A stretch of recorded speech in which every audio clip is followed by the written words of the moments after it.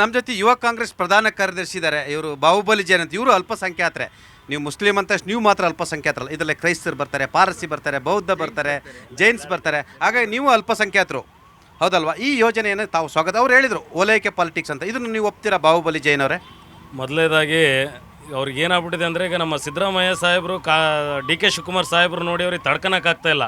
ಯಾಕಂದರೆ ಕೊಟ್ಟನಂತೆ ಮಾತಿನಂತೆ ಎಲ್ಲ ನಡೆಸಿದ್ದಾರೆ. ಇವನ್ ಇದಿರ್ಬೋದು, ಭಾಗ್ಯಲಕ್ಷ್ಮಿ ಇರ್ಬೋದು, ಗೃಹ ಜ್ಯೋತಿ ಇರ್ಬೋದು, ಅದು ಯಾವುದೇ ಜಾತಿ ಧರ್ಮಕ್ಕಲ್ಲ. ಯಾವ ಬಡತನದಲ್ಲಿದ್ದಾರೋ, ಯಾರು ಸಮಾಜದಲ್ಲಿ ಕಟ್ಟ ಕಡೆ ವ್ಯಕ್ತಿಗಳಿದಾರೋ ಎಲ್ಲ ಸವಲತ್ತುಗಳು ಸಿಗ್ತಾ ಇದ್ದಾವೆ. BJP ಯಾವ ಮನೆ ಬಿಟ್ಟು ಹೊರಗೆ ಬರ್ತತೆ ಅಂದರೆ, ಈ ಮುಸ್ಲಿಮ್ಸ್ ವಿಚಾರ ಆ ವಿಚಾರ ಬಂದಾಗ ಮನೆ ಬಿಟ್ಟು ಅವರು ಹೊರಗೆ ಬರ್ತಾರೆ. ಒಂದು ಗಾದೆ ಇದೆ, ಗಂಡ ಹೊಸ ಸೀರೆ ತರ್ತಾನಂದು ಹೆಂಡ್ತಿ ಹಳೆ ಸೀರೆ ಹರ್ಕೊಂಡಿದ್ಲಂತೆ. ಇವರು 15 ಲಕ್ಷ ಕೊಡಲಿಲ್ಲ, ಬಂಗಾರದ ರೋಡ್ ಕೊಡಲಿಲ್ಲ, 15 ಲಕ್ಷ ಕೊಡಲಿಲ್ಲ. ಈಗ ನಾವು ಏನು ಕೊಟ್ಟು ಹೇಳಿದ್ವಲ್ಲ, 2000 ಇರ್ಬೋದು, ಬೆಳಕು ಜ್ಯೋತಿ ಇರ್ಬೋದು, ಯುವ ನಿಧಿ ಇರ್ಬೋದು, ಬಡ ಹೆಣ್ಮಕ್ಳಿಗೆ ಓದೋರಿಗೆಲ್ಲರಿಗೂ ಅವಕಾಶ ಕೊಟ್ಟಿರ್ಬೋದು. ನಮ್ಮ ಸರ್ಕಾರ ಅಂತ ನಾನೇನು ಕಾಂಗ್ರೆಸ್ ಸರ್ಕಾರ ಪರವಾಗಿ ಹೇಳ್ತಾ ಇಲ್ಲ. ವಾಸ್ತವ ಬದುಕಕ್ಕೆ 3 ಹೊತ್ತು ಊಟ, ಮಲ್ಗಕ್ಕೆ ಜಾಗ, ಕುಡಿಯೋಕ್ಕೆ ನೀರು, ನಾವು ಆ ಮಾತನ್ನು ಕೊಟ್ಟಿರೋದನ್ನ ಉಳಿಸ್ಕೊಂಡಿದ್ದೀವಿ. ಇವ್ರಿಗೆ ಫಸ್ಟ್ ಅಭಿವೃದ್ಧಿನ ಆಗ್ತಾ ಇರೋದನ್ನ ನೋಡಿ ಒಪ್ಪಿಗೆನ ಕೇಳಿ. ಫಸ್ಟು ಹೇಳ್ತಾರೆ ಮಾತೆತ್ತಿದ್ರೆ ಹಿಂದುತ್ವ ಅಂತ. ಅಲ್ರೇ ದನದ ಮಾಂಸದ ಬಗ್ಗೆ, ಕಸಾಯಿಖಾನ ಬಗ್ಗೆ ಹೇಳಿದ್ರು. ದೇಶದಲ್ಲಿ ಎಷ್ಟು ಬೀಫ್ ಎಕ್ಸ್ಪೋರ್ಟ್ ಆಗ್ತಾ ಇದೆ ಅನ್ನೋದು ಮಾಹಿತಿ ಅವ್ರಿಗೆ ಗೊತ್ತಿದೆಯಾ? ಈಗ ನರೇಂದ್ರ ಮೋದಿ ಇಷ್ಟೆಲ್ಲ ಹೇಳ್ತಾರೆ, ಸಬ್ಕಾ ಸಾಥ್ ಸಬ್ಕಾ ವಿಕಾಸ್ ಅಂತ. ಯಾವ ಜಾತಿ ಧರ್ಮದ ಮೇಲೆ ರೀ ಸಬ್ಕಾ ಸಾಥ್ ಸಬ್ಕಾ ವಿಕಾಸು? ಫಸ್ಟ್ ಮಾನವೀಯತೆ ದೃಷ್ಟಿಯಿಂದ ನೋಡ್ರಿ, ಮನುಷ್ಯತ್ವ ದೃಷ್ಟಿಯಿಂದ ನೋಡ್ರಿ ಅಂತ ನಾವು ಹೇಳ್ತಾ ಇದ್ದೀವಿ. ಎಸ್ ಮೇಡಮ್, ಈಗ ಅವ್ರು ಹೇಳ್ತಿದ್ದಾರೆ ಅಪೀಸ್ಮೆಂಟ್ ಪಾಲಿಟಿಕ್ಸ್, ಇದು ತಪ್ಪು. ಬೇರೆಯವ್ರಿಗೆ ಅನ್ಯಾಯ ಮಾಡಿ ಇನ್ಯಾರಿಗೂ ನ್ಯಾಯ ಕೊಡಕ್ಕೆ ಹೋಗಿ ಆ ಮುಖಾಂತರ ಉಳಿದಂಥವ್ರಿಗೆಲ್ಲ ಅನ್ಯಾಯ ಆಗ್ತಿದೆ ಅಂತ ಹೇಳ್ತಿದ್ದಾರೆ. ಸರ್, ನಾನು ಮೊದಲಿಗೆ ಒಂದು ಮಾತು ಹೇಳ್ತೀನಿ. ನಮ್ಮ BJP ಸ್ನೇಹಿತರು ಫಸ್ಟ್ ನೀವು ಹೇಳಿದ್ರಿ ಇದು 15% ಅಲ್ಪಸಂಖ್ಯಾತರಿಗೆ ಅಂತ. ಅಲ್ಪಸಂಖ್ಯಾತರು ಅನ್ನೋದನ್ನೇ ಅವರು ಅರ್ಥ ಮಾಡ್ಕೊಂಡಿಲ್ಲ. ನೀವು ಕ್ಲಿಯರ್ ಆಗಿ ಹೇಳಿದ್ರಿ, ಇದು not only for Muslim, for Buddhists, for Parsis ಅಂತ ಎಲ್ಲ ಹೇಳಿದ್ರಿ. ಆದರೆ ಪ್ರಶ್ನೆಯಲ್ಲೇ ಅವ್ರ ಆ ಪ್ರಶ್ನೆನ ಎಲ್ಲಿಗೆ ತಗೊಂಡೋದ್ರು? ಮುಸ್ಲಿಮರ್ಗೆ ಎಲ್ಲಿಗೆ ತಗೊಂಡೋದ್ರು? 15% ಅಂತ ಹೇಳ್ತಿದ್ದಾರೆ. ಆಮೇಲೆ DK ಶಿವಕುಮಾರ್ ಸರ್ ಅವ್ರು ಹೇಳಿದ್ರು ಹೆಚ್ಚು ಸಂಖ್ಯೆ ಇರೋರಿಗೆ ಕೊಡ್ತೀವಿ. ಅವ್ರು ಹಂಗೆ ಹೇಳಲಿಲ್ಲ. ಎಲ್ಲಿ ಇವಾಗ ನಿಮ್ಮ ಕ್ಷೇತ್ರ, ಒಂದ್ ನಿಮಿಷ ಇರ್ರಿ, ನಿಮ್ಮ ಕ್ಷೇತ್ರದಲ್ಲಿ 20,000 ವಿಡಿಯೋ ತೋರಿಸಿ ಮೇಡಮ್ಗೆ. DK ಶಿವಕುಮಾರ್ ಹೇಳಿರೋದು ತೋರಿಸ್ರಿ.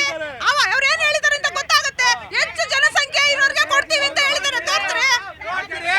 ಒಂದೊಂದು ಕ್ಷೇತ್ರದಲ್ಲಿ ಅಲ್ಪಸಂಖ್ಯಾತರ ಪ್ರಮಾಣ ಕಡಿಮೆ ಇದ್ದಾಗ ಆ ಮಿಕ್ಕಿರುವಂತಹ ಒಂದು ಇದನ್ನ ಬೇರೆ ಕ್ಷೇತ್ರಗಳಿಗೆ ಹಂಚಿಕೆ ಮಾಡ್ತೀವಿ, ಜನಸಂಖ್ಯೆ ಹೆಚ್ಚಿರುವ ಕ್ಷೇತ್ರಗಳಿಗೆ ಹಂಚಿಕೆ ಮಾಡ್ತೀವಿ ಅನ್ನೋ ಒಂದು ಇದನ್ನ ಹೇಳಿದ್ದಾರೆ. ಇವರು ಬರೀ ಕೋಮುವಾದ ಬಣ್ಣ ಹಚ್ಚೋದನ್ನ ಬಿಟ್ರೆ ಅಭಿವೃದ್ಧಿ ವಿರೋಧ ಪಕ್ಷದಲ್ಲಿದ್ದಾರೆ.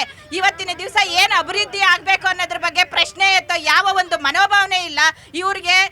ಕಟ್ಟ ಕಡೆದಾಗ ಒಂದು ಪ್ರಶ್ನೆ ಮಾಡ್ತೀನಿ, ಇವತ್ತಿಗೆ ಒಬ್ಬ ರಾಜ್ಯಾಧ್ಯಕ್ಷರನ್ನ ನೆಟ್ಗೆ ಇಟ್ಕೊಳ್ಳೋ ಯೋಗ್ಯತೆ ಇಲ್ಲದೆ ಇರೋಂತಹ ಪಕ್ಷ ಇವರು. ಎಸ್ ಪ್ರೇಮ್ ಕುಮಾರ್, ಎಲ್ಲಿವರೆಗೆ ಓಲೈಕೆ? ನಿಜವಾದ ಬಡವರುಗಳಿಗೆ ಯೋಜನೆಗಳು ಅನುಷ್ಠಾನ ಆಗ್ತಾ ಇಲ್ಲ ಅನ್ನೋದು ಗಂಭೀರವಾದ ಒಂದು ಮಾತನ್ನು ಹೇಳಿದರು. ಅದಕ್ಕೆ ಸರ್ ಇವತ್ತು BJP 60 ಸೀಟ್ ಯಾಕೆ ಬಂದಿದೆ? ಇಲ್ಲಿ ಈ ಚೇಲಾಗಳು ತಿನ್ಕೊಂಡಿರೋದಕ್ಕೆ ಇವತ್ತು 60 ಸೀಟಿಗೆ ಬಂದಿರೋದು. ಚೇಲಾಗಳು ಯಾರು ಹೇಳಿದ್ದಾರೆ? BJP ಅವರು ಚೇಲಾಗಳು, ಕಾಂಗ್ರೆಸ್ ಅವರಿಲ್ಲ ಚೇಲಾಗಳು. ಅವ್ರಿಗೆ 15% ಕೊಡೋದಿಲ್ಲ, 20% ಕೊಡ್ಬೇಕಾಗುತ್ತೆ. ಯಾಕೆ ಹೇಳಿ? ಇವತ್ತು ಅವ್ರ ಪಾಪ್ಯುಲೇಷನ್ 90 ಲಕ್ಷ ಜನ ಇದ್ದಾರೆ. ಇವತ್ತು ಅವ್ರು ಈ ದೇಶಕ್ಕೆ ತೆರಿಗೆ ಕಟ್ಟಲ್ಲ. ಅವ್ರು ಕೊಡೋದ್ರಲ್ಲಿ ಏನು ತಪ್ಪಿದೆ ಹೇಳಿ? ಅವ್ರ ದೇಶಕ್ಕೆ 33,000 ಜನ ಪ್ರಾಣ ಕೊಟ್ಟಿದ್ದಾರೆ ದೇಶಕ್ಕೆ. ಈ BJP RSS ಅವರು ಏನ್ ಕೊಟ್ಟಿದ್ದಾರೆ? ಕೂದಲು ಕೂಡ ಕೊಟ್ಟಿಲ್ಲ ದೇಶಕ್ಕೆ. ಇವ್ರು ಮಾತಾಡ್ತಾ ಇದಾರೆ ನಮ್ಮ ಇದ್ರ ಬಗ್ಗೆ. ನಮಗೆ ಕೊಟ್ಟಿದೆ 140 ಸೀಟ್ ಕೊಟ್ಟಿದ್ದಾರೆ ನಮಗೆ ಕಾಂಗ್ರೆಸ್ ಪಕ್ಷ. ನಮಗೆ ಏನು ಕೊಡ್ಬೇಕು ಏನು ಕೊಡಬಾರ್ದಿದೆ ನಮಗೆ ಗೊತ್ತಿದೆ. ಇವ್ರ ಅಂತ ತಿಳ್ಕೊಂಡು ಮಾಡೋಕೆ ನಾವು ಇಲ್ಲಿ ಸಿದ್ಧರಿಲ್ಲ. ಜನ ಇದ್ದಾರೆ, ಜನಕ್ಕೆ ಮಾಡ್ತಾ ಇದೀವಿ. ಸರ್ ಹೇಳ್ತೀನಿ ನಿಮ್ಗೆ, ದಾಖಲಾತಿಗಳು ಹೇಳ್ತೀನಿ. ಒಂದ್ ನಿಮಿಷ. ಇದೇ ಪ್ರಧಾನಮಂತ್ರಿಯವರು 2019ರಲ್ಲಿ 15 ಪಾಯಿಂಟ್ ಪ್ರೋಗ್ರಾಮ್ ಅಲ್ಲಿ ಹೇಳ್ತಾರೆ, ನಾವು ಯಾರು ಭೌತಿಕವಾಗಿ ಆರ್ಥಿಕವಾಗಿ ಯಾರು ಮುಸ್ಲಿಂ ಅವರು ಹಿಂದುಳಿದಿರ್ತಾರೆ ಅವರಿಗೆ ರಿಸರ್ವೇಶನ್ 15% ಕೊಡಿ. ಅದನ್ನ ನಾವು ಕೇಂದ್ರ ನೀತಿಯಲ್ಲಿ ಒಂದು ಮಾದರಿಯಲ್ಲಿ ನಾವು ಈಗ ಕ್ಯಾಬಿನೆಟ್ ಅಲ್ಲಿ ಅಪ್ರೂವ್ ಮಾಡಿದೀವಿ. ಒಂದನ್ನ ಅರ್ಥ ಮಾಡ್ಕೋಬೇಕು, ಈ BJP ಅವ್ರಿಗೆ ಏನಾದ್ರು ಕಾರ್ಯಕರ್ತರಿಗೆ ಒಂದು ಸಮಾವೇಶ ಮಾಡಿದ್ರೆ ಫಸ್ಟ್ ಅವ್ರಿಗೆ ಅರ್ಥ ಮಾಡಿಸ್ಬೇಕು, ಯಾವ್ದಕ್ ವಿರೋಧಿಸ್ಬೇಕು ಯಾವ್ದಕ್ ವಿರೋಧಿಸಬಾರ್ದು ಅಂತ ಅವ್ರಿಗೆ ಅರ್ಥ ಮಾಡ್ಕೊಂಡ್ರೆ ಮೋದಿ ವಿರುದ್ಧನೇ ಅವರು ದಂಗೆ ಹೇಳ್ಬೇಕಾಗುತ್ತೆ. ಯಾಕಂದ್ರೆ 2022ಕ್ಕೆ ಇದು ಕ್ಯಾನ್ಸಲ್ ಮಾಡಿ 2022ಕ್ಕೆ ಗುಡಿಸಲು ಮುಕ್ತ ಭಾರತ ಮಾಡ್ತೀನಿ ಅಂದ್ರು. ಎಲ್ಲಿ ಮಾಡಿದ್ರು ಸ್ವಾಮಿ? 2020ರಲ್ಲಿ ನಮಸ್ತೆ ಟ್ರಂಪ್ ಮಾಡಿದಾಗ 1600 ಅಡಿಗಳಷ್ಟು ಗೋಡೆ ಹಾಕಿದ್ರು. ಯಾಕೆ ಹೇಳಿ? ಅಲ್ಲಿರುವಂತ ಗುಜರಾತ್ ಅಲ್ಲಿರುವಂತ ಗುಡಿಸಲುಗಳನ್ನ ಮುಚ್ಚಾಕ ಮುಚ್ಚಕ್ಕೆ ಇವರಿಗೆ ರಾಜಕೀಯ ಬದ್ಧತೆ ಇಲ್ಲ. ರಾಜಕೀಯ ಬದ್ಧತೆ ಬೇಕು. ಬಡವರನ್ನು ಮುಕ್ತ ಮಾಡುವ ಸರ್ಕಾರ ಅಂತ ಬೇಕು. ಅವರ ಮಾತು ಅವ್ರ ಸಂಸ್ಕೃತಿ ಹೇಳುತ್ತೆ ಸರ್. ಅವ್ರು ನಾವೇನ್ ಹೇಳ್ತಾ ಇರೋಂಥದ್ದು ಎಲ್ರಿಗೂ ಸಮಪಾಲು ಸಿಕ್ಬೇಕು. ಆದ್ರೆ ಅವ್ರ ಭಾಷೆ ಯಾವ ಸಂಸ್ಕೃತಿ ಹೇಳಿದ್ದು ನಾ ಹಂಗಂದ್ರೆ ದೇಶ ಜಾಸ್ತಿ, ದೇಶದಲ್ಲಿ ಆ ಜನ ಜಾಸ್ತಿ ಇದರಿಂದ ದೇಶಕ್ಕೆ ಅವ್ರನ್ನ ಮಾರ್ಬಿಡ್ತಿರೋದಲ್ಲಿ ನಾವು ಹೇಳಿದಂಥದ್ದು ಎಲ್ರಿಗೂ. ಹಾಗಾದ್ರೆ ಕ್ರೈಸ್ತರಿಗೆ ಸರ್ ಅವ್ರು ಹೇಳ್ತಾರಲ್ಲ, ಕ್ರೈಸ್ತರಿಗೆ ಎಷ್ಟು ಜನ ಕೊಟ್ಟರು, ಬೌದ್ಧರಿಗೆ ಎಷ್ಟು ಜನ ಕೊಟ್ಟರು, ಜೈನರಿಗೆ ಕೊಟ್ಟರು, ಪಾರ್ಸಿಗಳು ಕೊಟ್ಟರು, 1% ತೋರಿಸಿ ಸರ್. ಅದು ಮಾತಾಡ್ತಾ ಇಲ್ಲ. ಅದು ಮಾತ್ರ ಇದು ಮಾತ್ರ ಅಲ್ಪಸಂಖ್ಯಾತರಿಗೆ ಮಾತ್ರ. ಅಲ್ಪಸಂಖ್ಯಾತರು ವಕ್ಫ್ ದುಡ್ಡು ಹೇಳಿ ಸರ್. ಅವ್ರು ಹೇಳಿದ್ರು ಯಾರು ಅವ್ರು ತಲೆ ಕೊಡ್ಲಿಲ್ಲ ಅಂತ. 2 ವರ್ಷದ ಸರ್ಕಾರದ ಏನಂತ ಪಶ್ಚಾತ್ತಾಪಕ್ಕೋಸ್ಕರ ಅವರೇ ಕೂದಲು ಕಟ್ಕೊಂಡು ಬಂದು ನಿಂತವ್ರೆ ಸರ್. ಪಶ್ಚಾತ್ತಾಪದ ಕೂದಲು ಕಟ್ಕೊಂಡು ಬಂದು ನಿಂತಿರೋಂಥದ್ದು ನೀವು. ನಾಚಿಕೆ ಮಾನ ಮರ್ಯಾದೆ ಇಲ್ಲ ನಿಮ್ ಕತ್ತಲ್ಲಿ. ನಾಚಿಕೆ ಮಾನ ಮರ್ಯಾದೆ ಇಲ್ಲ ರೀ. ಪಶ್ಚಾತ್ತಾಪ ಪಡ್ಬೇಕು ನೀವು. 2 ವರ್ಷಕ್ಕೆ ಏನ್ರಿ ಮಾಡಿದ್ದೀರಾ? ಜನರ ಬದುಕಿನ 3 ಬಟ್ಟೆ ಮಾಡಿದ್ದೀರಾ. ಕಾಂಗ್ರೆಸ್ ಸರ್ಕಾರ ಇದೇನ್ ಮಾಡಿದೆ, ಇದು ನಿಜವಾದ ಬೋಗಸ್. ಇದು ಇಂಪ್ಲಿಮೆಂಟೇಷನ್ ಆಗಲ್ಲ. ಅದು ಎಕ್ಸಿಕ್ಯೂಷನ್ ಕನಸಿನ ಮಾತೆ. ಯಾಕೆ ಹೇಳ್ತೀನಿ ಕೇಳಿಸ್ಕೊಳ್ಳಿ. ಸಿದ್ದರಾಮಯ್ಯನವ್ರನ್ನ ಮತ್ತೆ ಜಮೀರ್ ಅಹಮದ್ನ ಡೈರೆಕ್ಟ್ ಕೇಳ್ತೀನಿ, ಯಾವ ಮಾನದಂಡದ ಮೇಲೆ ಇದನ್ನ ಆದೇಶ ಮಾಡಿದ್ದೀರಾ? ಯಾವ ಮಾನದಂಡದ ಮೇಲೆ ಮಾಡಿದ್ದೀರಾ?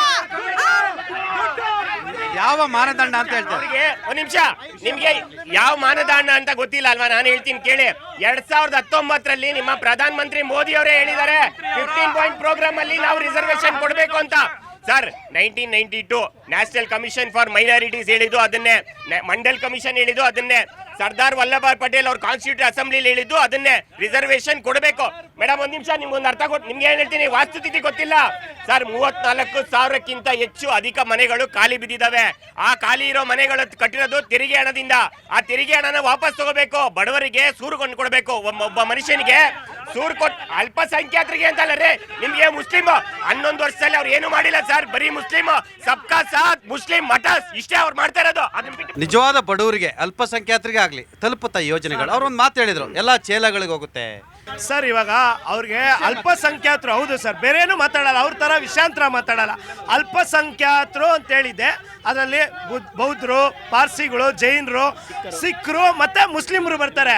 ಇವರು ಅತಿಯಾದ ಅಲ್ಪಸಂಖ್ಯಾತರು ಅಂದ್ರೆ ಅವ್ರಿಗೆ ಜ್ಞಾನನೇ ಇಲ್ಲ. ಅಲ್ಪಸಂಖ್ಯಾತರು ಅಂದ್ರೆ ಬಿಜೆಪಿ ಅವ್ರಿಗೆ ಬರೀ ಮುಸ್ಲಿಂಗೆ ಕಣ್ಣು ಕಾಣುತ್ತೆ. ಬಾಯಿ ಅಂತಾರೆ. ಆಮೇಲೆ ಮೀಡಿಯಾದಲ್ಲಿ ನಮ್ಮ ಮುಸ್ಲಿಂ ಓಟೇ ಬೇಡ ಅಂತ ಇದೆ ಇವರು ಈಶ್ವರಪ್ಪನವ್ರು ಹೇಳಿದ್ದಾರೆ. ಹೇಳ್ಬಿಟ್ಟು ಅವ್ರ ಮನೇಲೆ ಬಿರಿಯಾನಿ ತಿಂತಾರೆ. ಅವ್ರ ಬಿಸ್ನೆಸ್ ಇರೋದು ಮುಸಲ್ಮಾನ್ ಬಾಂಧವ್ರ ಜೊತೆ. ಇದೇ ಯತ್ನಾಳ್ದು ಅದೇ ರೀತಿ ಪರಿಸ್ಥಿತಿ. ಇವತ್ತು ಅವರು ಮುಸ್ಲಿಂ ವಿರೋಧ ಕಟ್ಕೊಂಡು ಇವತ್ತು ಎಲ್ಲಿ ಹೋಗಿದ್ದಾರೆ ಅನ್ನೋದು ತಮ್ಗೆ ಗೊತ್ತಿದೆ. 60 ಸೀಟಲ್ಲಿ ಕೂತಿದ್ದಾರೆ. ಎರಡನೇದು ವಿಷಯ ಹೈಯೆಸ್ಟ್ ಬೀಫ್ ಮಾಂಸ ಎಕ್ಸ್ಪರ್ಟ್ ಆಗ್ತಾ ಇರೋದೆ ಬಿಜೆಪಿ ಮುಖಂಡರು, ಬಿಜೆಪಿ ಹಿಂಬಾಲಕರು, ಬಿಜೆಪಿ ಚೇಲಾಗಳಿಂದಾನೆ. ಅದನ್ನ ನೀವು ಮನಗಟ್ಟ, ಇದು ಪಬ್ಲಿಕ್ ಡೊಮೇನಲ್ಲೇ ಇದೆ. ಇಲ್ಲಿ ಎಲ್ಲಿ ಪ್ರೂಫ್ ಕೊಡು ಅಂತ ಬಿಜೆಪಿ ಅವರು ಕೇಳ್ತಾರೆ.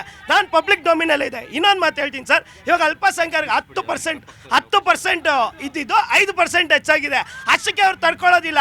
ನಮ್ಮ ಮುಸ್ಲಿಂ ಓಟೇ ಬೇಡ ಅಂತ ಇವರು ಹೇಳ್ದವರು. ಇವ್ರಿಗೆ ನಾಚಿಕೆ ಮಾಡಿ ಡಬಲ್ ಸ್ಟ್ಯಾಂಡರ್ಡ್ ರಾಜಕಾರಣ ಮಾಡ್ತಾ ಇದ್ದಾರೆ.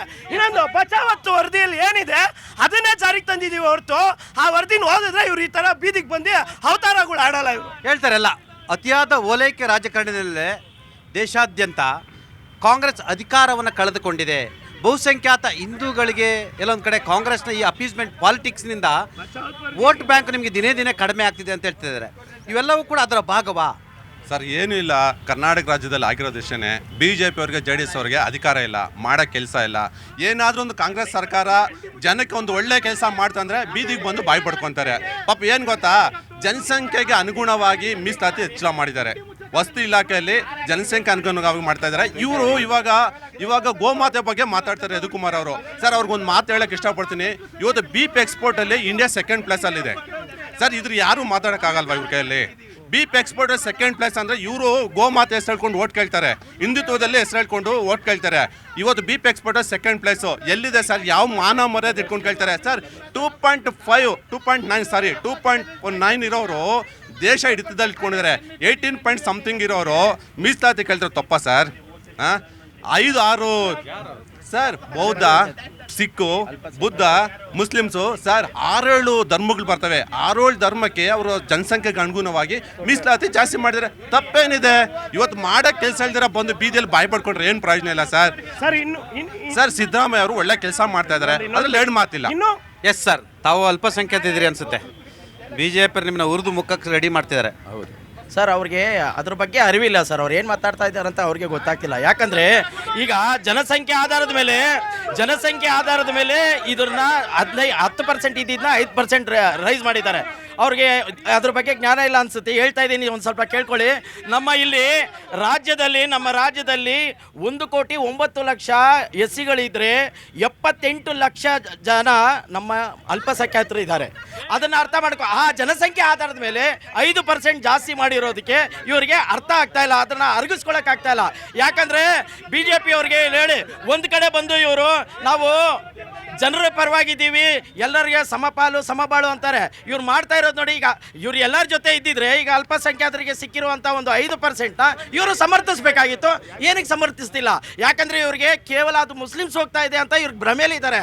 ಮುಸ್ಲಿಮ್ಸ್ ಮಾತ್ರ ಹೋಗಲ್ಲ, ಅದು ಅದರ ಅಡಿಯಲ್ಲಿ ಬರುತ್ತಂತ 82 ಪಂಗಡಗಳಿದೆ. ಮುಸ್ಲಿಮ್ಸಲ್ಲಿ 82 ಪಂಗಡಗಳಿದೆ. ಅದನ್ನು ಅರ್ಥ ಮಾಡ್ಕೊಳ್ಳಿ ಫಸ್ಟು.